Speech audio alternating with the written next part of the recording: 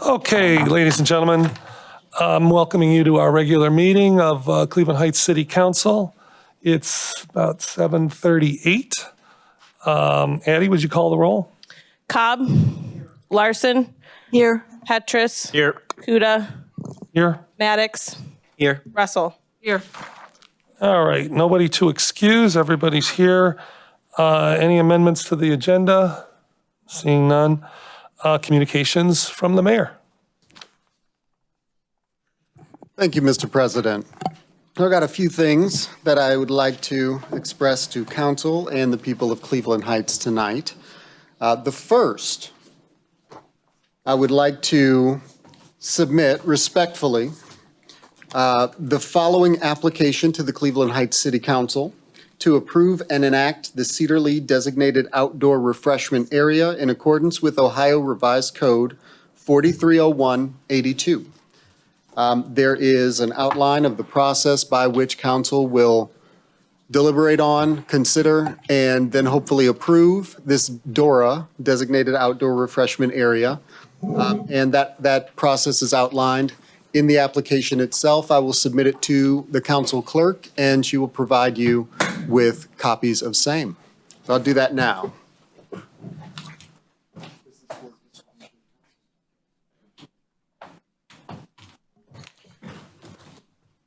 Second, I would like to provide some heartfelt congratulations and definitely another heartfelt "we will miss you" to two people. One recently retired Detective Russ Toppin. After 39 years on our police force, Detective Russ Toppin retired last week. I know that he will be missed. He was the coordinator of our diversion program most recently. And I just wanted to express my congratulations and sort of our condolences as a city for losing such a talent. And also an upcoming retirement. I wanted to congratulate Dee Marsky in Parks and Rec, who has been working in Parks and Rec. She's our recreation supervisor for 33 years. And so I just wanted to express my congratulations to two people who have given such immense and wonderful service to our community. And lastly, I would like to express my congratulations and immense pride that I have for the state champions, the Heights High indoor track team. I have a proclamation here from me, the mayor, congratulating the state champion Heights High indoor track team. Whereas the Heights High indoor track team comprises senior Michael Middleton, junior Marquise Davis, junior Josiah Wiley, sophomore Javier Kerr, my apologies, sophomore Henry Perrimond, and sophomore Aiden West. And whereas the Heights High indoor track team is led by Coach Scott McNulty and assistant coach Brandon Bigham. And whereas the Heights High indoor track team competed in the Ohio Indoor Track State Championship at the Spire Institute in Geneva, Ohio on Friday, March 1st, 2024. And whereas the Heights High indoor track team won first place in this hotly contested meet, edging out Huber Heights Wayne High School with a score of 42-41. And whereas in doing so, the Heights High indoor track team became the 2024 indoor track champions. And whereas this victory is the first team state championship for Heights High in any sport in 16 years, now therefore on behalf of the city of Cleveland Heights and its residents, I issue this proclamation congratulating and celebrating the Heights High indoor track team for their outstanding achievement. Thank you for representing your school and our city so well. Thank you very much.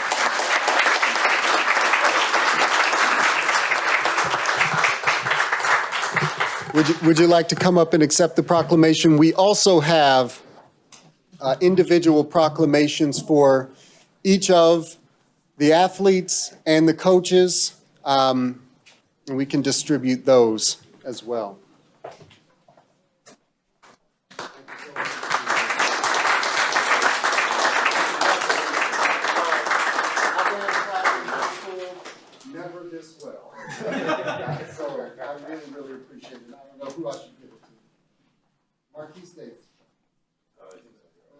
All right. Digger. Sorry, I'm mispronouncing it. Michael Middleton, sir.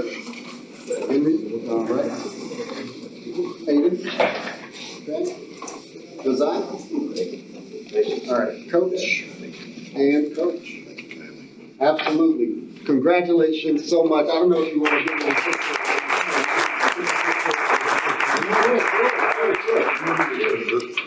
Come on in. Watch out for our girls next year. Just so you know. Yes, indeed. Okay, looking forward to it.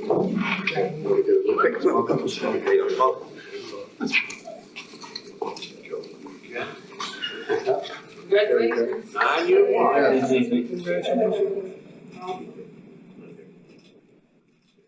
Go. First state championship, how many years there, Mayor? 16 years. 16 years. Smile. This is amazing work, guys. Yes. All right. Thank you. Thank you so much. All right.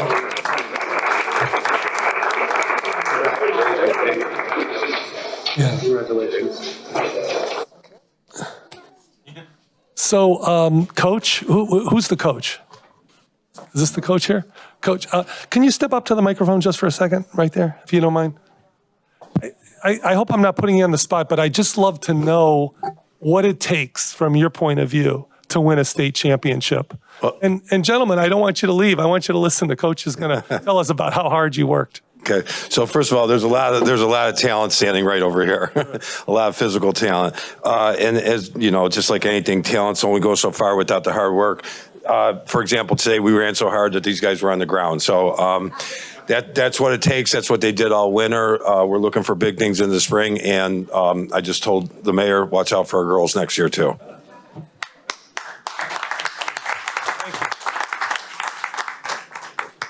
All right. And gentlemen, thank you so much for coming. I know you got homework to do, so we won't hold you up. Congratulations.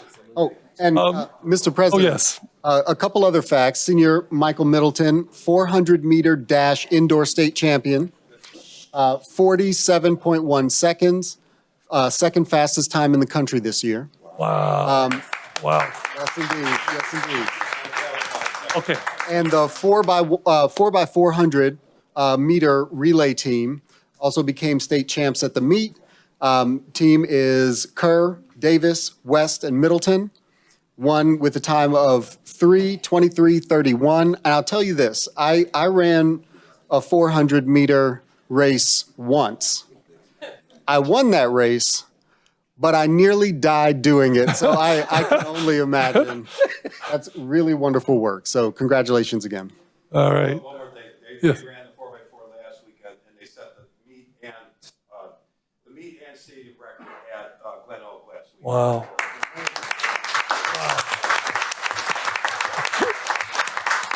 We're still clapping for you guys. All right. Well, thank you again for coming. Really appreciate that. Mr. Hanna, Mr. Law Director, is it okay if we go back to amendments to the agenda? Because it turns out we have one. Certainly. Okay. Council Vice President Russell, I know you have an amendment you'd like to make. Sure. Make sure your mic's on.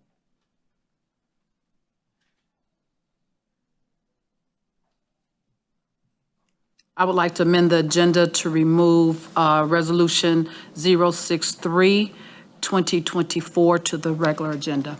So moved. Do we have a second? So moved. He did, Oh, he did a second. oh, I'm sorry. Okay. And we have a second. Any discussion? Okay. All in favor? Aye. Aye. Any opposed? All right, so we'll do that. Thank you, Council Vice President. We'll move on now to the City Administrator's report. Mr. President, I have no report. I can't follow that. Okay. And if you did, it would probably be a lot slower than, no, yeah, that's terrible. Okay. City Department reports, we have none, I don't think. Report of Clerk of the Council. Nothing to report. All right, thank you. And next, we have our Poet Laureate. I don't know if everybody knows this, but this is National Poetry Month. And we are so lucky. I even wrote a little poem about this. I did a lot of scheming to get Sierra Freeman. And she is here. So come on up. Sorry about that. That's the best I can do. That's why you're the poet laureate, and I'm just like, Tony, I don't even know how to follow that. Can everybody clap one time for Tony? It's fantastic.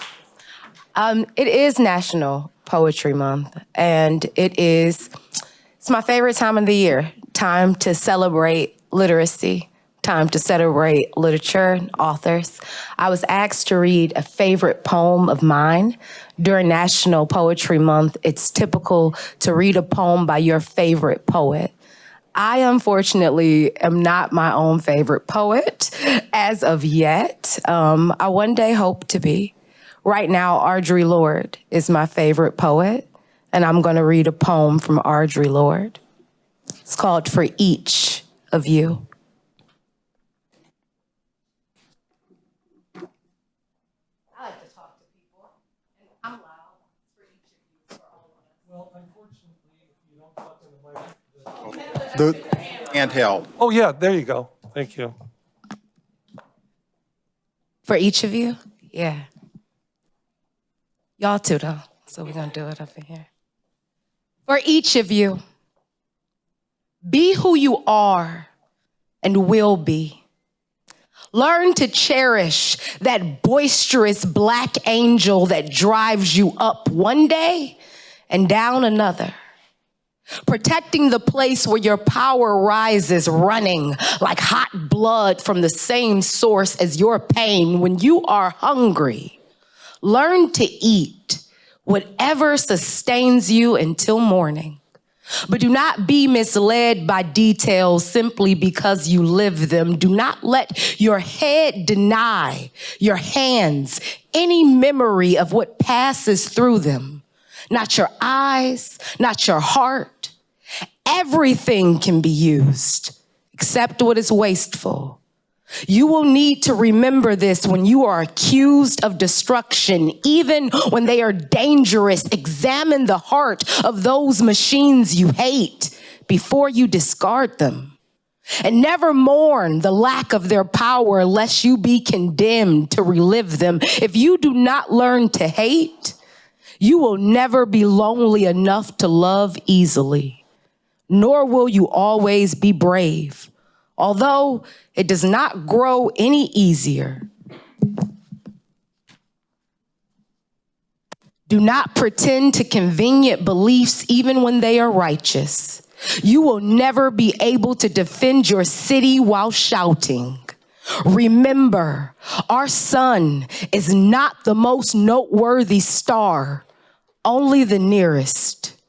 Respect whatever pain you bring back from your dreaming, but do not look for new gods in the sea nor any part of the rainbow. Each time you love as deeply as if it were forever. Only nothing is eternal. Speak proudly to your children, wherever you may find them. Tell them, you are the offspring of slaves, and your mother was a princess in the darkness. Thank you.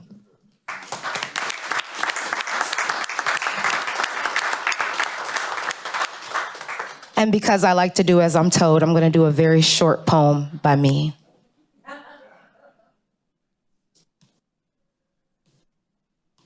I was just telling my students, it's cute to be cheeky sometimes and do something else, but 9 times out of 10, let's do what we're told. So I am taking Miss Cece's own lessons to heart.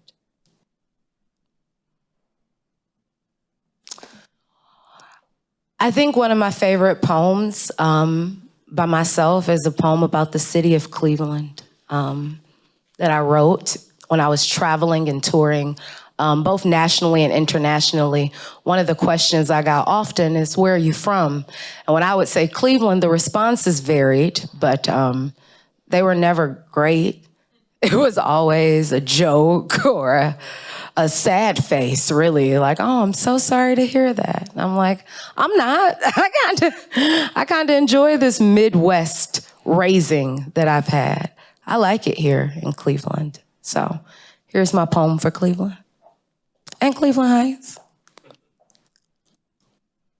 For Cleveland, Ohio, because I don't blame the dirt for wanting. I blame the water for thinking it's too good to make mud. 1, some people think my city is a punchline.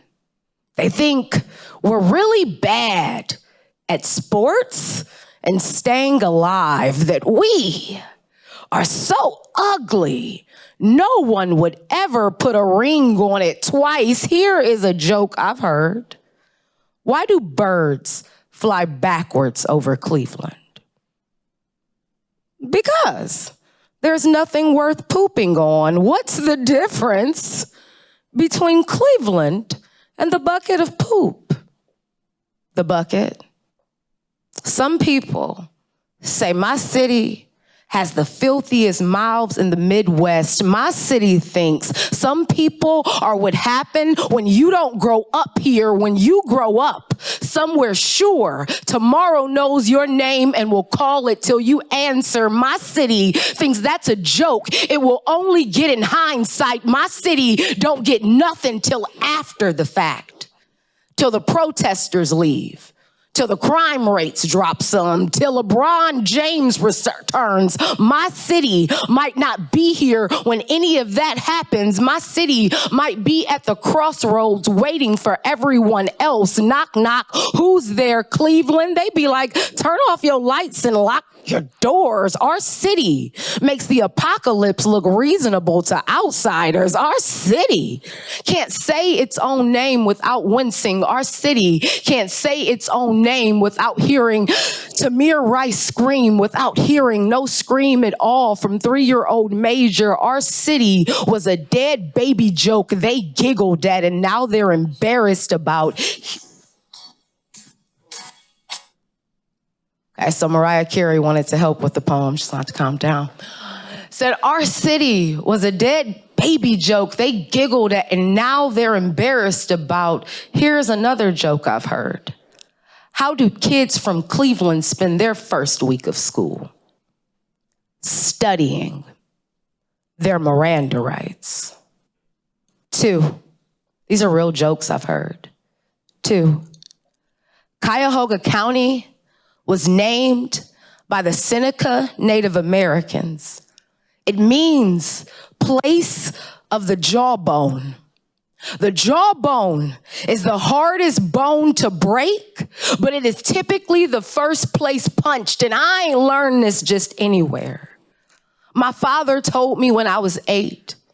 He said, Ciara, no one alive knows who or what, but our city was struck in the jaw, he says, when the Cuyahoga River caught flame. It was blood stepping outside to get some fresh air, he said. It was all of our blood. Anyone who was ever born or will be born in Cleveland, and they think our blood is dirty, and they think we are wounds trying to infect them, and sometimes no one even notices a person's problems until they set themselves on fire. My city is a proud pyromaniac licking ashes off its fingers. My city knows the difference between making water thicker than blood. My city would tell you, but Cleveland can't trust you not to laugh. Thank you. Good evening. So serious. Thank you so much. Ciara, I want to ask you a question. Are you, some poets don't like to break things down because they think it takes away from, so could I ask you a question about, actually, can you come up here? Thank. So the line in the first poem you read by, I'm sorry, I didn't. Audre Lorde. Audre Lorde. The sun is the closest star, but it's not. The sun is the nearest star, but that does not mean it's the only one. I just love to know what that means to you. So what it means to me is sometimes we get focused on the things that are closest to us, the things that we want, the things that we see like the brightest, that we forget that there are other things that can be addressed, other things that can bring us joy. I like to think of it like heartbreak sometimes. We've all, well, most of us, unless you are supremely lucky, have probably had your heart broken before. And in those moments of heartbreak, that's all you can think of is that love that will never come back, that love that is gone, that you can't recreate. And then one day, your puppy rubs up against you, or it's, you know, you got a particularly good bounty from your garden, the tomatoes are big this year, and you realize there are other things you can love. There are other things. Just because you see this thing does not mean it's the only thing. Oh, thank you so much. I love where you're coming from. All right, thank you. Thank you for coming.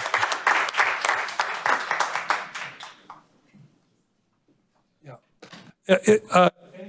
If anybody just walked in and they want to sign up to speak, please make sure you do that, because we are going to move on to public comment right now. I don't have any for legislative agenda items. Okay. And I take it we do have some. So again, as Addie calls your name, you have 3 minutes to speak. Make sure you say your name and the street you live on. And go ahead and call the first person. All right. First, we have Lou Radovojevich. I hope I pronounced that right. This is sort of foreign territory for me, so bear with me. But I just wanted to actually take this opportunity, for those that didn't know, I did apply for council. And I thought, while it's fresh in my mind, I just wanted to sort of share my experience of the process of doing this. And so that's really what I captured, because I think there's some areas for improvement that we can take on. So when I look at it, the good news is the application itself and uploading a resume was perfect. It's very easy to use. It's very intuitive. And what I really like about it, it's at the center. It's at the center stage of the website, so it was easy to get access to. It's the other information that you got to dig a little deeper into that I was struggling with. One of those is simply job description. And you saw the article in the Heights Observer that was discussing how important it is for someone to really understand the depth of being on council. And quite frankly, folks, I mean, you're so grossly underpaid for the amount of work that you do. It's really, the more I dig deeper into it, the more I see how much time you invest in it. And that was part of the job description that I just couldn't find it. Even if you try and search, if you were to Google job description for Cleveland Heights City Council, you get nothing. The only thing you're going to get is that you show up on the first and third Mondays of the month. It doesn't tell me anything about the meetings you had beforehand. It certainly doesn't touch on the subcommittees that you all get involved with, both from a chairperson as well as being a part of the member. And it was really when I was looking at those YouTube videos, when you realize the amount of time, and we're talking about 10 a.m. on a Tuesday, that you're there for an hour, 45 minutes discussing things. That's a tall order to ask for somebody who's not retired or doesn't have the discretionary cast to get involved. So that's one, job description. The other thing is job qualifications, or in my case, job disqualifications. It was only when I was looking and I came across, what was it, Article 3, Section 10, that talks about the contract issues. I am technically a vendor of Cleveland Heights. I do very little work with you, but technically I am a vendor of Cleveland Heights and I'd love to do more business.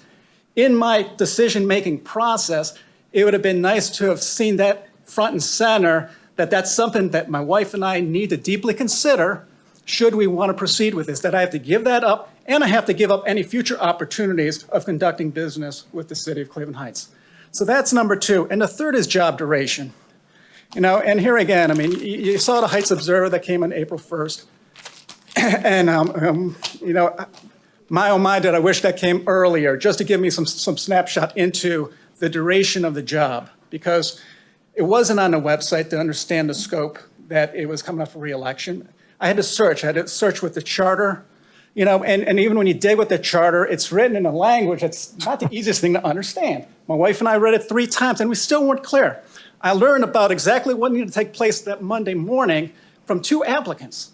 And the 2 applicants that brought it up to your attention happen to be actually attorneys. So again, I just felt like this little bit of polarization that took place just on that process. I said, all we need to do is just clearly communicate, the job description, the qualifications for the job, and, the duration that window is doing, because it's a lot of work. If you want to get a little bit more diversity into the mix, that's my ask, so. Okay. I have to tell you that this is great feedback for us because we want to improve. We want to improve the process and we want to make it user-friendly, and thank you for all that you just presented. Appreciate it. Next. Gordon Oliver.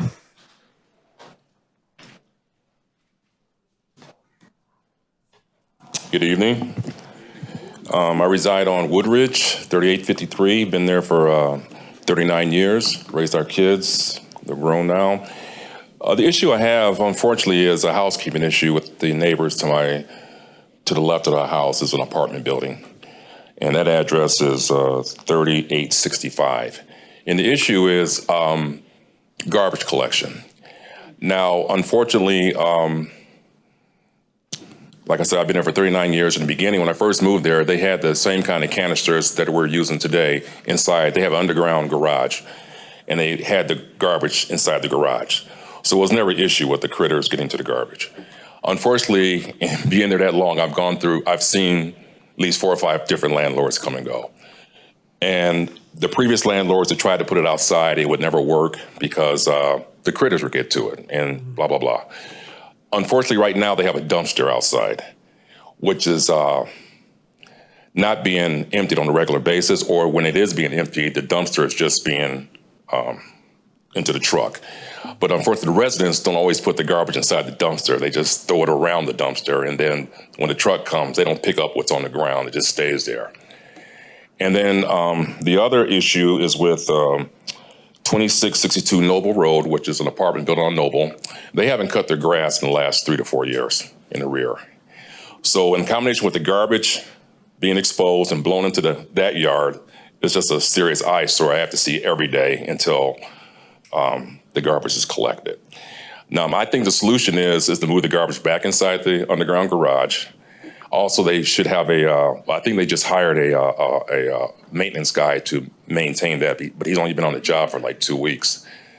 But it's just an eyesore, and it's a hazard because, Cleveland Heights has a share of critters, and it's a buffet for them. So if we can look at that, I really would appreciate it. All right. Thank you, Mr. Oliver. And we always, Addie, our clerk of council, she always forwards this information to the administration to make sure that there's follow-up. And in the past, I've submitted numerous photographs via the website for Cleveland Heights, and they say, okay, we'll look into it, It'll get cleaned up. Access Cleveland Heights, is that what? I'm sorry? Did you say you use Access Cleveland Heights to? Well, the website, when you upload pictures. Yes, yeah, that's. So yeah, I've done that numerous times, and it just keeps happening over and over and over again. So it's just. Also, and this is for everybody, use the Mayor's Action Center when that doesn't work. That's MAC at clevelandheights.gov. So for Mayor's Action Center, MAC at clevelandheights.gov. Okay. You spell out Cleveland Heights. You're right. Yeah. What was the second address you gave us? I think that was 2662 Noble Road. Oh, okay. That's on Noble. I'm like the first house on Woodridge next to the apartment building. Right. So. Right. I can picture. Thank you. Sure. That's all I have. All right. Let me turn this back over. All right. So now we're going to move on to legislation. First readings for consideration of adoption.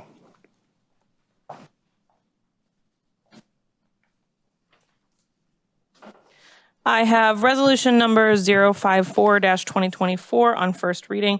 A resolution recognizing and congratulating the Cleveland Heights Lutheran East boys basketball team for winning their second straight Division III state championship and declaring the necessity that this legislation become immediately effective as an emergency measure, introduced by President Kuda, Vice President Russell, Council members Larson, Cobb, Maddox, and Petrus. So moved. Second. And I would love to hear something from Councilwoman Larson, the biggest fan of all time for Lutheran East, if you don't mind. I have a little statement to read. If that's Oh, gosh. My daughter and I followed this team. We followed it for 3 years, and we followed them this year down to Canton and Dayton again. This was exciting basketball. It was exciting to see these young people out there doing their best, facing challenges, a little bit getting hurt. The team deserved this honor. And I would like to shout out to our neighbor, Anthony Bruce, who's the reason that we followed them for 3 years. He's one of the seniors of this championship team. So thank you for putting this resolution before us. All right, any other discussion? All right, all in favor? Aye. Any opposed? The ayes have it, the motion passes. Now for first readings only. Nope, we have one more for adoption, the one we moved. Oh, you're right. I've got resolution number 063-2024 on first reading, a resolution proclaiming April 28th, 2024, and every April 28th hereafter as Workers' Memorial Day, and declaring the necessity that this legislation become immediately effective as an emergency measure, introduced by Vice President Russell. So moved. Do we have a second? Second. All right, any comments? Yes, of course. Vice President Russell. I just wanted the audience to realize and understand that April 28th every year is celebrated as Memorials Workers Day, and it falls every April. And this is to memorialize the men and women who have been hurt on the job for whatever reason, or had some type of disease, been killed, accident prone, or whatever it is that they have died on their job for the help of our community and our city. And so we have a Workers' Memorial celebration every year, and I understand it's going to be in Cleveland Heights this year on April 28th, and hopefully more information for that will be coming out. They usually do it in a church, and a church here in Cleveland Heights has been named as one of the places where it would be celebrated. So thank you very much. You're welcome. Any other discussion? All right, all in favor? Aye. Any opposed?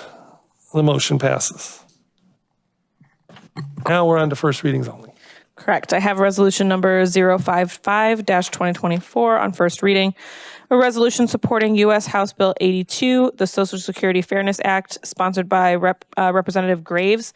The companion bill, U.S. Senate Bill S597, sponsored by Senator Sherrod Brown, which seeks to the elimination of the government pension offset and the windfall elimination provision, introduced by Vice President Russell. All right, thank you, Addie.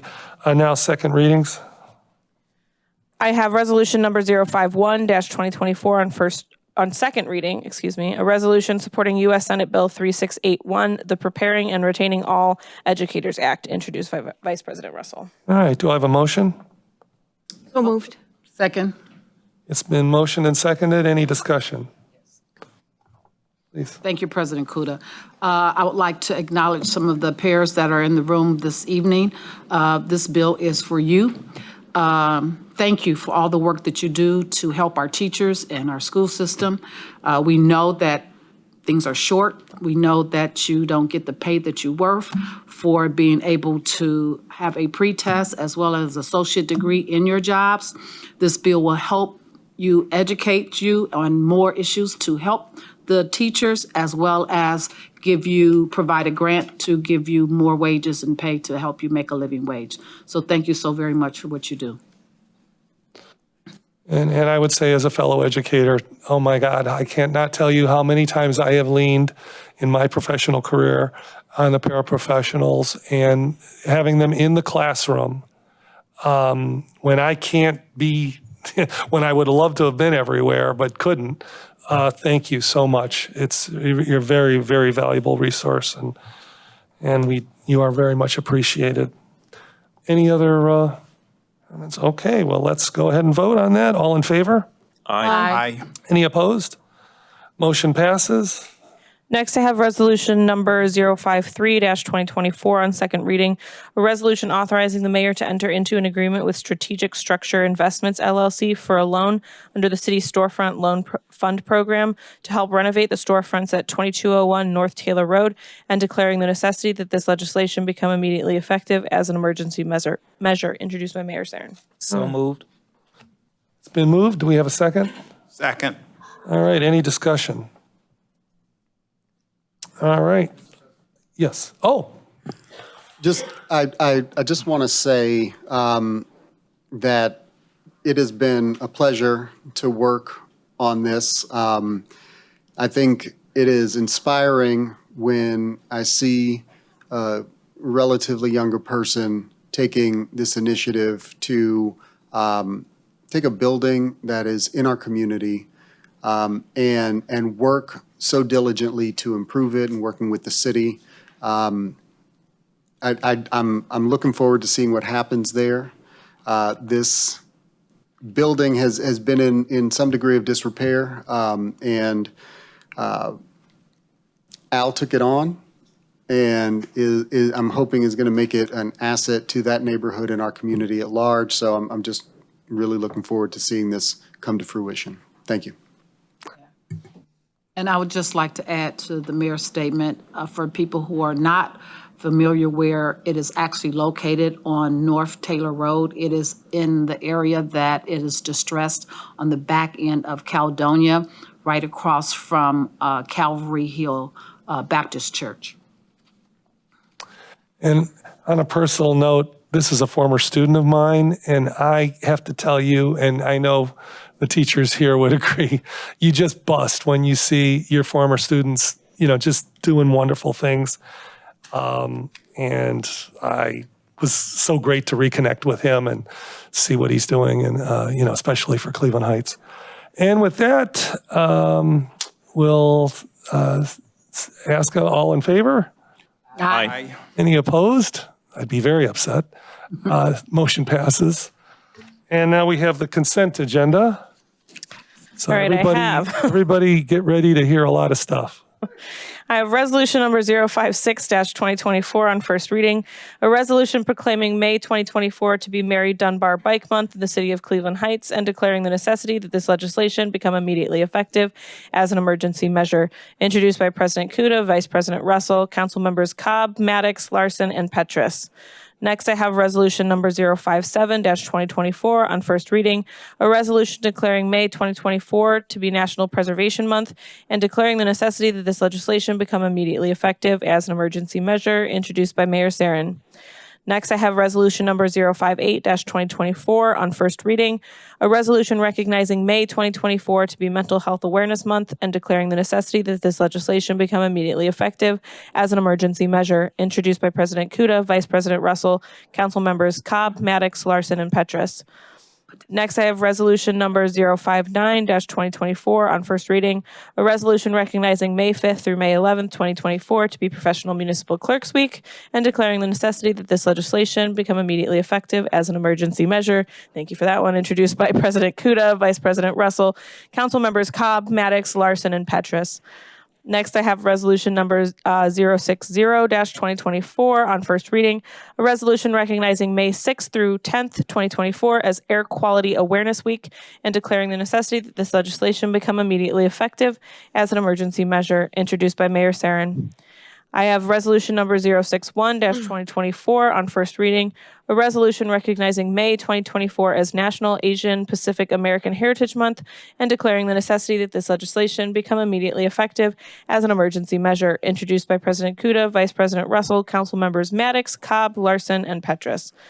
Next, I have resolution number 062-2024 on first reading, a resolution recognizing April 23rd, 2024 as National School Bus Drivers Appreciation Day and declaring the necessity that this legislation become immediately effective as an emergency measure, introduced by President Kuda, Vice President Russell, Council members Maddox, Cobb, Larson, and Petrus. Finally, I have resolution number 064-2024 on first reading, a resolution proclaiming May 2024 as Jewish American Heritage Month and declaring the necessity that this legislation become immediately effective as an emergency measure, introduced by Mayor Sarin, President Kuda, Vice President Russell, Council members Petrus, Cobb, Larson, and Maddox. Thank you. Annie, that was nice. Did you do that all in one breath? All right, we appreciate that. So we need to move this forward, right? So We need a motion to suspend rules. a motion? Oh, well, that's right. We got to suspend the rules. Thank you. Mr. President, I make a motion we suspend the rules. Second. All right. Any discussion on that? All in favor? Aye. Any opposed? Okay, the rules are suspended. Now a motion to adopt the, Mr. President, make a motion that we move to adopt the consent agenda today. Second. all right. Any discussion? All right. Oh, yes, please. Briefly, see a couple friends in the audience this evening. Glad that you could join us. I'd just like to say that I'm glad that we can reaffirm our commitment to honoring and preserving the cultural heritage of all residents by designating May as Jewish American Heritage Month. And that's all. Thank you. Council Vice President? I also would like to recognize some of the bus drivers that are in the room and say congratulations and for Bus Driver Appreciation Day. All right, very good. All right, all in favor? Aye. Any opposed? All right, we passed that. On to committee reports. Jim Petrus. Thank you, Mr. President. The Housing and Building Committee had a special meeting at 10 a.m. on April 2nd. The purpose of this meeting was to continue to work on President Kuda's short-term rental legislation. We have another meeting scheduled for 11 a.m. on Friday, May 3rd, to continue working on this legislation. Also, as a reminder, the Housing and Building Committee's regularly scheduled meetings are at 5 p.m. on the second Tuesday of the month. This means that the next meeting is at 5 p.m. on Tuesday, May 14th, right here in the Executive Conference Room. Director Zanth, the Director of Planning and Development, will talk with the committee about the City of Cleveland's Residents First initiative and whether he feels any portion of it should be considered here in Cleveland Heights. That's all. Thank you very much. Welcome. Councilwoman Larson? Thank you, President Kuda. Municipal Services and Environmental Sustainability Committee met this morning. We hosted 3 members of the Heights Bicycle Coalition Advocacy Committee. They described the activities the coalition currently sponsors, including Tuesday night ride-alongs that will start up again in June. Additionally, we heard about the collaboration that the coalition is participating in with the administration on the Comprehensive and Equitable Safety Action Plan and the ODOT Active Transportation Plan with South Euclid and University Heights. Members of the coalition shared their favorite routes and the challenges that they face when they bike those routes. I am grateful that Council once again has acknowledged former Council member Mary Dunbar's contribution to bike safety by passing Resolution 055-2024, Mary Dunbar Bike Month, also known as the League of American Cyclists National Bike Month. Earth Month events continue. Please go to the website for the Cleveland Heights Green Team. There are still 21 events left to attend, which offer opportunities to help clean up our parks. And particularly on April 20th, there is a 5K running challenge and a 10K bicycling challenge that's being sponsored by the City of Cleveland Heights. And with so many events, there's something for everyone. Lastly, Council did appoint 4 members to each of the 2 new Council committees, Climate and Environmental Sustainability and Transportation and Mobility, at our April 1st meeting. The Mayor has 3 members to appoint for each of these committees. Please go to the city website if you're interested in serving on one of these important committees. Thank you. All right, thank you, Councilwoman. Any other, yes? Council Vice President? Thank you, President Kuda. Just letting everyone know the Planning and Development Committee will meet on Wednesday, May 8th at 10 a.m. Also with personal privilege, President Kuda, I would like for Brian Pearson to come forward to the mic, please. Brian is with the North Shore Area Labor Federation, and I would love for him to speak a little bit on the Workers' Memorial and where the event's going to take place, as well as could you tell people a little bit about the offset windfall resolution that our council have supported regarding how it's devastating our seniors. Sure. Yeah. Thank you, City Council. I'll take this in reverse order. and thank you for supporting both of these resolutions. So the Windfall Elimination Act, windfall elimination provision is in the rules of Social Security Administration that says that if you receive a public pension, you will have part of your Social Security benefits cut from secondary employment. So if you paid into Social Security, despite having your full 40 credits, because you get a public pension, they make cuts to that. And for your spousal benefits, they make cuts to that as well. So for windfall elimination, they could cut up to a third of it. And for spousal benefits, they could be entirely eliminated. This currently has 315 co-sponsors in the United States House of Representatives. It has 53 co-sponsors in the Senate. So I think it's particularly important that we get support from city councils because we don't know what it's going to take to get this over the finish line. It's affecting 2 million Americans. I don't know how many here specifically in Ohio, but I know there's some public sector folks in the room, and I don't think anybody's getting a windfall from their public pension. So, yeah. And then I also want to thank you for supporting Workers' Memorial Day. Look, we've had Workers' Memorial Day for over 50 years in this country, and folks just don't know about it. And so again, it's important that we raise awareness for Workers' Memorial Day, that you're being recognized, that City Council is reaffirming their commitment to workplace safety, and that hopefully everybody will take a few moments to pause and think about workers who are injured on the job or killed. And, of course, I thank you all on behalf of the North Shore AFL-CIO. We're the organized voice of 80,000 active retired union members in Greater Cleveland. And we're excited to announce, I don't have the actual location, so I might need help on it, but we will have our annual Workers' Memorial Day ceremony right here in Cleveland Heights on April 28th at 3 p.m. We're not sure which church it is, or we know? Oh, yeah, okay. Okay, very good, yes. No, it's, Yeah, we put him on the spot, yeah, our subject expert. There we go. Yes. And I want to quickly recognize my union brother, Myron Jackson, a Cleveland Heights resident and a Cleveland firefighter, and a delegate to the North Shore AFL-CIO, who I made sure to bring along today, too. So thank you so much, City Council. Appreciate it. all right, thank you. Any other committee reports? All right, let's move on to old business. Old business, no old business, new business, no new business. Council member comments. We got one over here. Councilman Maddox. I've only got one tonight, and I'm pumped about it. It's probably a little bit early, but I saw this post and I shared it today, and I just want to share with the public again. I want to shout out the Cleveland Heights University Heights Public Library System. On June 2nd, they're going to be opening up the Noble Road Library's branch and extension. It is beautiful. They just posted some aerial shots today. I'm just excited about it, and I just want to take a time since they posted it today, and it's rocking on social media, so feel free to take a look, and please come on June 2nd. But I just want to shout them out because the impact that library and that addition is going to make in that area is just unreal. It's completely impacted my life being a young person living in that area, from lunch programs to tutoring to summer book programs to just a safe place to connect with your friends and students.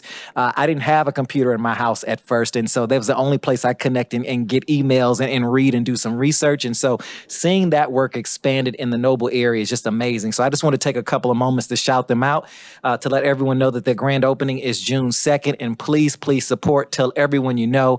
I'm excited to see how the new addition is going to connect with both our Noble Elementary School in Oxford and Monticello in the area to enhance the programs. And so again, please support our libraries, but they're doing a great work, and it's already transformed that area over there. So I just had to say something because I'm just too pumped about it. So that's what I had. Thank you. All right, very good.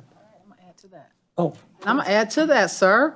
I'm happy to announce as well on June 29th, we will have our first event there with Judge Costello and the legal aid. Legal aid will be providing 15 lawyers to talk to tenant and landlords regarding any type of disparities or anything they have that they need to look at, agreements, all kinds of things. Legal rights. Legal rights, all kinds of things that they need to talk to a specific lawyer pertaining to their rights as a tenant or landlord. So make sure that you come to that. It's going to be 10 a.m. in the morning, June 29th, at the new library. Were you the first person to book the library? Yes, we were. That's got to be something. Yes, we were. Any other committee reports? All right. Oh, there we If I go. might. I want to let everyone know that we still have a vacancy on our Landmark Commission Board, and you can find the application on the city's website. It just requires someone to have some experience or knowledge in architecture, history, historic preservation, law, real estate, archaeology, art history, or a related discipline. So again, if there is anyone that's here or is listening, we have that vacancy. So please go to the city's website and fill out an application. Thank you. All right. No other council comments. We'll move on to the council president's report. Hey, that's me. Okay, so in committee of the whole, we discussed what is now called Nobility Court, the 52-unit apartment building proposed at Noble and Woodview. And we did see, if you haven't seen it, watch the April 1st regular meeting, which you can access on the city's website, because the architect went through the site in detail with slides. So if you want to see the slides, you can see that on the website. Again, that was from our April 1st meeting. There is one final hurdle for them, I guess you could call it.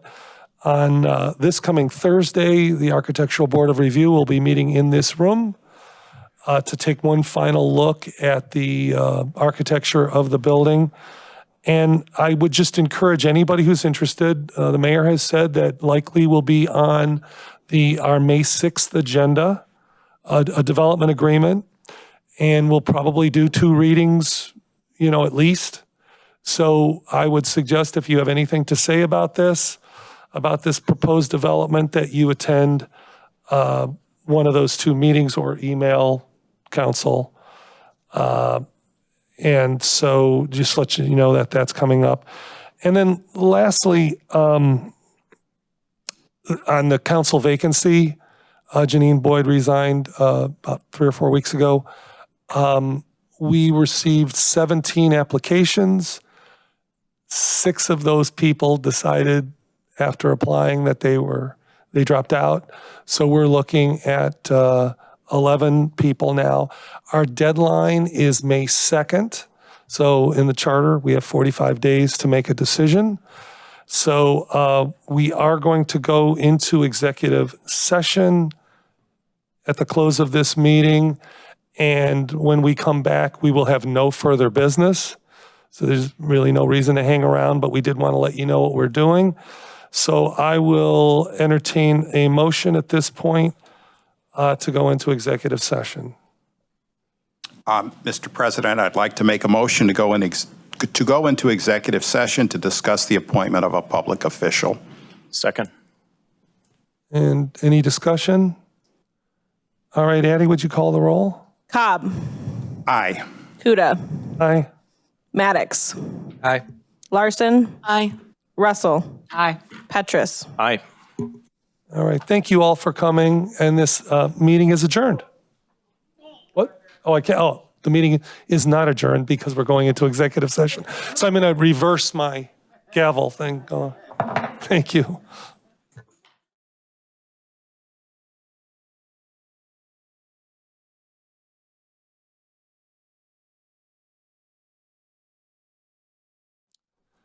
Okay, we are leaving executive session at 9:03. This meeting is adjourned.